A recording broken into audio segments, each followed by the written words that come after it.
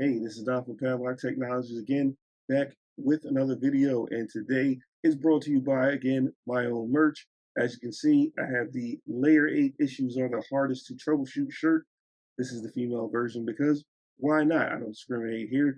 I don't care about any race or gender. If you're a network engineer and you're in this game, love you all the same. But this is the female version, so if you want to pick this up, it's going to be a link in the description there. So purchase it. You help me build the channel that actually supports me getting gear and all a bunch of other stuff. I do have a male version as well, and a bunch of mugs and stickers and mouse pads. I have all that stuff, man. So go check that stuff out. If you want to purchase it, great. If not, great as well. Just don't forget to share, comment, like, and subscribe to the channel. So what are we going to talk about today? So today we're going to talk about, if you saw a post of mine, I think I posted on export maps. Yeah, it was export maps. So what I'm going to show you is what an export map actually does, right? And I'm going to do it in the form of MPLS L3VPNs.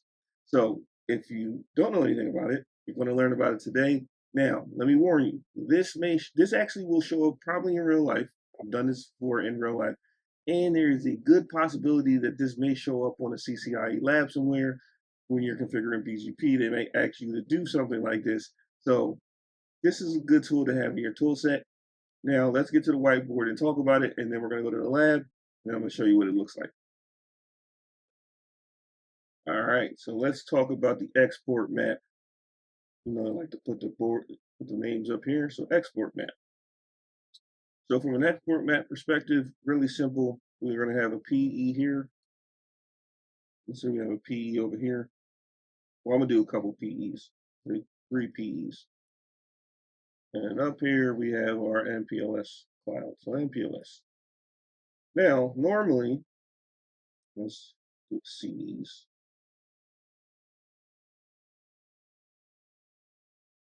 E and CE. Now, normally, if you're not playing around with route targets, what you're going to do under the VRF here is you're going to have your RT.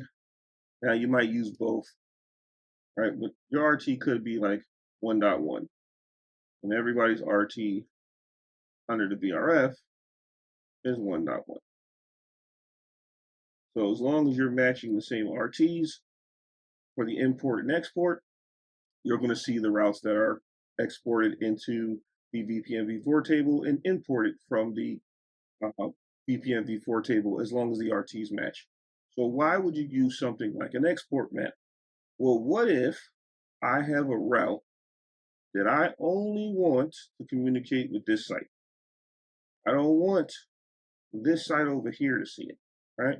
Now, of course, from a security standpoint, if you don't see the route, you're quote unquote secure. We'll talk about that some other. If you got any objections, we can talk about that in Discord, whatever.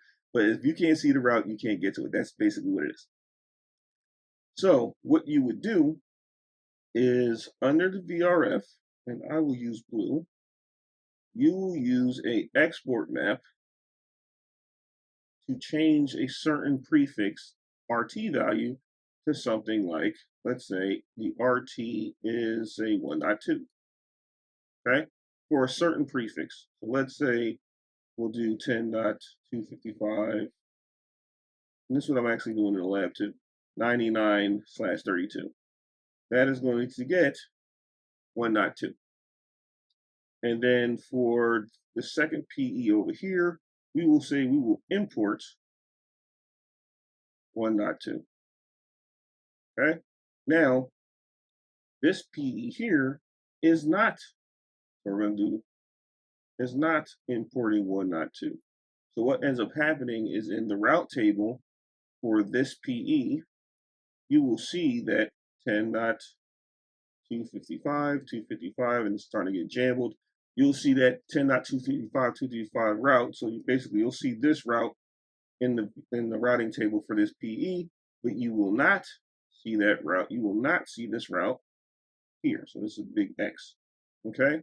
So from a traffic standpoint, this site could communicate with this address if it wants to, but this site can't communicate with this address.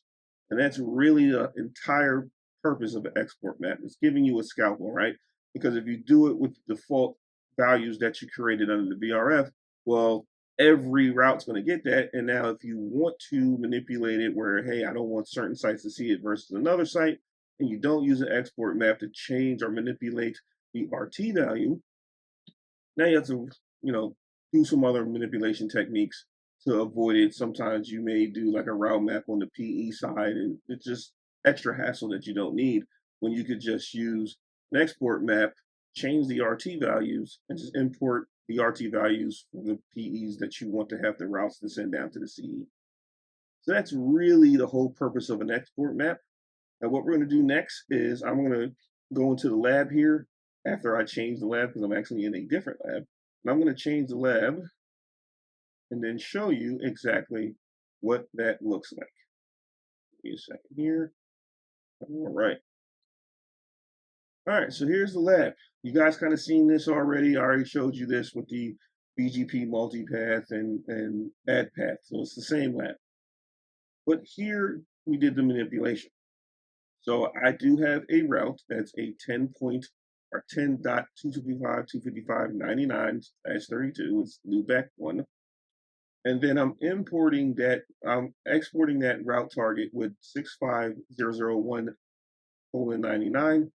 And then I'm importing that route target on this PE only. And you will not see that route anywhere else. Okay. So these PEs here, 3 and 4, they're technically in my MPLS fabric, but you will not see them in the routing table because I'm not importing those routes. I'm also not sending them over to my global network, but we're going to focus on the MPLS L3VPN. So just so you know, everything is up and up. Now, I did do some manipulation as well because I have a DMVPN running. So I did not advertise I didn't advertise my main loopback because I'm using EIGRP to get there. But loopback 1, I'm just sending through, BGP as normal VPNv4 stuff. So just so you see it, so if we go show IP route, here's my routing table here. Now I don't have anything, I do have something from a DMVPN standpoint, which is this summary route that I'm getting from the hub, but that's irrelevant for this one. And then if you look at my BGP configurations, you see I have a route map there that says no loopback. That matches a prefix list. Prefix. That matches this prefix list. So I am not advertising this route here because I'm using DMVPN to get to this loopback address. Right? I didn't want it to go through BGP because AD would always force it to go through BGP or eBGP instead of, EIGRP. You got 20 versus 90. So it's always going to pick the 20 because it's the shortest. Now the next one is loopback there. So we have that. And I want to show you loopback 1. So there's my loopback 1. And we're advertising that out. So when we go to PE1 down here, I do want to show you, before I show you the configurations, that we are receiving that route. So we go show BGP. Again, remember, you guys need to make sure you know your BGP configurations and the new ways of getting things are to verify stuff. So we're going to do cuss A. What I want to do, I'll just do all. Actually, we'll do this. Show BGP VPNv4. VPNv4. VRFs, VRFs. I think that's what it is. So as you can see, I am getting that route, right? So I'm getting that route here, no problem whatsoever. Now, the one thing I want to show you though, once I show you the configurations, and we'll go back to this and we're going to just verify that the route target is actually the route target I said it was. So from a route map perspective, because your export map is a route map, first thing we did is we are going to be matching that prefix. So matching that prefix here. Okay? And now we're going to actually manipulate the RT value in a route map. Now remember, route targets are extended community values, so that's what we're going to do. Let's see the route map. So here we go. Very simple. So we're going to match that prefix list, and then we're going to set the X community, or extended community, sorry, route target, and we're going to change the route target to this. Okay, so that's part number one. So what's the next part of this? Very simple. You go under your VRF, and this should be for cuss A. Go under your VRF, which is right here, and you simply say export map, and then the name of the export map. So basically what that looks like is match this route, set the RT to this. Okay. Everything else that doesn't match is technically going to be a 65005 or 001. Not 650. It's basically going to be this here. That's going to be the values there. All right. Now, on the other side, which is PE2, that's where we're actually going to verify what the RT values are. Or I can technically do it in the route reflector if I wanted to. So if I go in the route reflector, show BGP VPNv4, unicast all, we have all routes. Make sure that we see that 10.255.255.99, and then we're just going to go 10.255.255.99/32. And as you can see, there's your extended community value of 65001.99. But wait, what about another route? Just to verify that anything that's outside of that should have the 65001:65001. So let's look at, I'll do 192.168. 192.168, 3 dot, I keep missing that, 68, 3.0/31.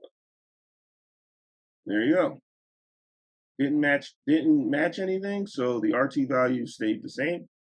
And the ones that it did match, it changed it because of that export map. So now when I go to PE2 and we look at the VRF configurations, as you can see, I'm importing that value. So this proves the point that I keep telling you guys, that the import and export statements just mean, hey, I'm exporting into the VPNv4 table, and when I want to import something from the VPNv4 table, I'm just matching those RT values. Okay. Some people say it's your membership to the VPN. Technically, that's not what it is. It's just you're exporting routes into the VPNv4 table with a certain value, and then you're importing routes with either the same value or a different value. But I'm specifically importing that value that I changed with the export map on the other side. So now, when we go to show BGP VPNv4, unicast VRF plus A, as you can see, there's the route there. Now, let's verify on the other PEs that we don't have that. So we go to 3, and we run that same command, we should not see the 10.255.255.99, /32. So we go show BGP VPNv4 unicast VRF plus A. As you can see, gone, no route. All right. So my internet routers technically wouldn't be able to, if I was to ping from that loopback 1, it couldn't do it because it doesn't know how to get there. It doesn't know that route. And then finally, we'll run the same command on PE4.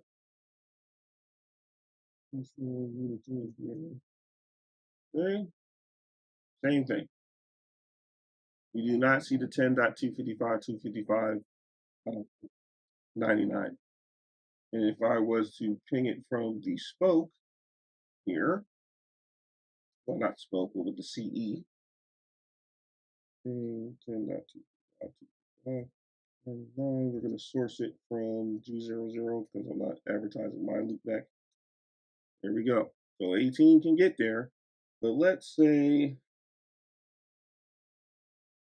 I want to do my internet router. Not really, because I don't think I can figure this one, but let's just check out the table. Yeah, so it won't even know how to get there regardless because I am not advertising it out there. And even if I did import it at the VRF level, it wouldn't see it anyway. But let's get out of the lab and let's review what we talked about. So that is a BGP export map, the whole functionality in a nutshell. Basically, you're changing the RT values and then you're only importing it at sites that you actually want to get the route instead of doing, manipulation on all the CEs. Because let's say you have like 100 PEs. Well, if you didn't do it this way, you'd have to do whatever kind of route filtering concept on 100 PEs, which is just a waste of time, right? If you just do it this way, you just make sure you import at the site, whoever needs it. I'm going to import that RT, and then they'll get it. You don't have to worry about now doing the filter. Um, Now, if you like stuff like this, before you go, if you haven't done it already, please don't forget to share, comment, like, and subscribe to the channel. If you like this shirt, it's at the merch store. It's going to be a link in the description. Purchase it. Any purchase you get, I'm very appreciative of it. And it just helps me build this channel and grow this channel even more. And then if you want to become a member, you become a member as well. You'll get early access to videos, and you'll get some member-only videos, some videos that I do not put out that deep dive into technology. This is Don from Padlock Technologies again. Thank you, and have a nice day.